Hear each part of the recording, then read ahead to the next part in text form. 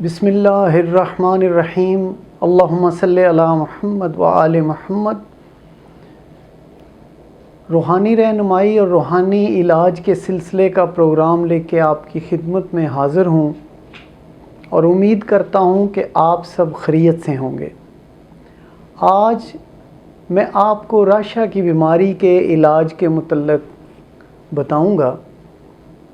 اگر کسی کو راشا کی بیماری ہو، یہ تکلیف ہو، تو آپ نے کیا کرنا ہے کہ ایک مومی کاغذ لے لینا ہے اور بسم اللہ الرحمن الرحیم پہلے لکھیں۔ اس کے بعد سورہ رحمان کی آیات نمبر 1 سے لے کے 5 تک یہ آپ اوپر لکھیں گے۔ میں ایک دفعہ پھر دہرائے دیتا ہوں۔ مومی کاغذ لیں اور بسم اللہ الرحمن الرحیم لکھیں۔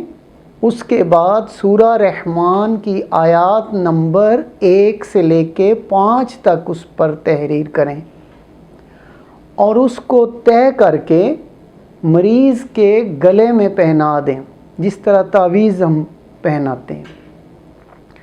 تو دوسرا، اس کے علاوہ آپ ایک سفید کاغذ لیں، اس کے اوپر اسی طرح بسم اللہ الرحمن الرحیم اور سورہ رحمان کی آیات نمبر 1 سے لے کے 5 تک آپ اس کاغذ پہ تحریر کریں اور اس کو بھی طے کر لیں، اور ایک پانی کی بوتل لے لیں اور یہ تعویذ اس کے اندر ڈال دیں اور مریض کو روزانہ نہار منہ آدھا گلاس آپ دیں گے۔